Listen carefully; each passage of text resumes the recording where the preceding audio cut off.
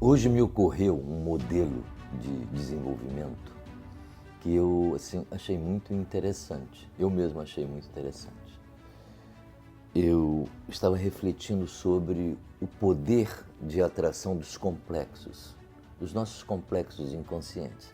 Complexo paterno, por exemplo, complexo materno, um complexo de inferioridade, né? Como essa força energética traumática, né,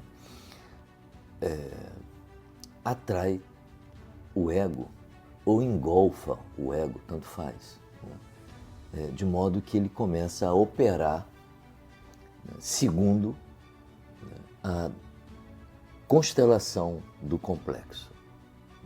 Então o ego se sente inferiorizado, né, em determinadas situações sociais, e aí nós vemos o quanto ele está engolfado, né, no interior do complexo, e passa a agir como se esse conteúdo, os conteúdos, melhor dito, do complexo, fossem verdadeiros, reais, sem se dar conta a pessoa de que é ela que confere realidade àquilo que ela está experimentando, porque ainda não alcançou um nível de distinção importante entre o ego e os complexos. Essa dialética, né, entre o ego e o complexo, entre eu e o tu. O eu sou eu, o tu é o complexo, é um outro. O outro não sou eu. Então, é provável que essa pessoa ainda viva em fusão muitas das relações que ela tem no mundo, porque ela vive em fusão, né, em relação aos próprios objetos mentais complexos da estrutura psíquica dela. Né? E hoje me ocorreu uma imagem, né, e eu pensei assim, deixa eu ver como é que eu criaria essa imagem. Então, eu peguei aqui essa xuxinha, né, e entendi que ela era o complexo. Né? Você vê que ela é elástica. Né? E aqui dentro dela está uma série de conteúdos que são resultantes do trauma, mas não só do trauma. Né? Aqui também tem conteúdos da natureza humana, mas isso é outra história. Vamos ficar no trauma, vamos ficar em Freud, não vamos avançar para Jung. Né? Então, a pessoa que quer se desenvolver, né, ela está linkada nos complexos dela. Então ela começa a desenvolver, a se desenvolver. Ela vai esticando, ela vai tensionando a estrutura dos complexos. Né?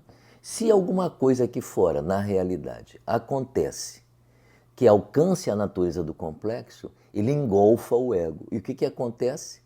Que a pessoa que estava se desenvolvendo, ela regride. Porque isso aqui é elástico, isso aqui puxa. O complexo sempre puxa. E a pessoa volta a regredir, né, que são aquelas pessoas que Freud chama de arruinadas pelo êxito. Né? Quando elas estão próximas do êxito, alguma coisa lá fora acontece que é sentido pela natureza do complexo, né, como coincidente com a natureza traumática do complexo. E aí a pessoa se abate e o que acontece nesse momento? Ela regride de novo para a posição anterior. Eventualmente até regride um pouco mais. Aí faz um quadro psicótico pontual, até voltar novamente a sair dele. Né? E aí empreender de novo uma nova jornada na direção do desenvolvimento. Né? E o que acontece entre essas idas e vindas, que é assim que é o desenvolvimento? Note que eu estou indo cada vez mais. Olha, comecei aqui, voltou, regrediu, subiu um pouco mais no desenvolvimento, regrediu, subiu um pouco mais no desenvolvimento, até o momento em que a tensão ótima se estabelece entre o desenvolvimento do ego, que quer verdadeiramente, né, criar uma identidade de eu não influenciada severamente pelos complexos, né, e o próprio complexo, que já não consegue mais, né, influenciar o ego, né, trazendo ele de volta para aquele lugar primitivo. É por isso que é regressão, porque volta lá para o lugar que não está solucionado. Né, e volta para tentar conhecer alguma coisa daqui. Mas não pode ficar aqui. Tem que voltar para cá e voltar para mais longe. Então, em algum momento, essa tensão fica ótima. E o que acontece? Isso aqui, ó. Aí o indivíduo começa a satelizar o próprio mundo dele. O complexo continua aqui, mas ele está, grosso modo, resolvido. Então ele não tem mais a influência Ele não faz esse movimento de ir até aqui, pegar e puxar o indivíduo. Ele não faz esse movimento. Né? Ele fica aqui. Né? E aí o indivíduo tem uma frustração. Bom, ele dá uma cambaleada, né? Mas ele não volta mais para cá, porque agora ele conseguiu sair da gravitação do complexo e construiu a sua própria gravitação. Então ele orbita o próprio desenvolvimento dele. Aqui é um outro planeta. Não sei se eu tenho outra xuxinha aqui. Deixa eu ver se eu tenho. Acho que eu tenho aqui uma branca. Um outro planeta. Ele está orbitando aqui. Essa nova órbita que ele faz, né? Essa nova órbita que ele faz é a órbita do desenvolvimento dele.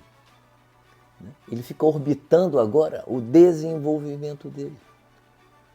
Isso aqui são conteúdos de desenvolvimento. Ele fica orbitando, vai aqui, se alimenta um pouco e aí aumenta mais ainda, né, o seu eixo de rotação, aumenta a sua velocidade, aumenta o seu brilho, aumenta a sua força. Ele se alimenta agora dessas forças progressivas.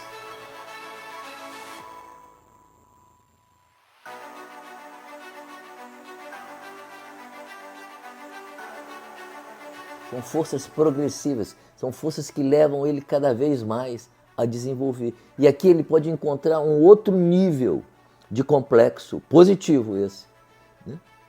Que é um planeta, né, cujo conteúdo é um desenvolvimento ainda maior. Ele orbita esse planeta.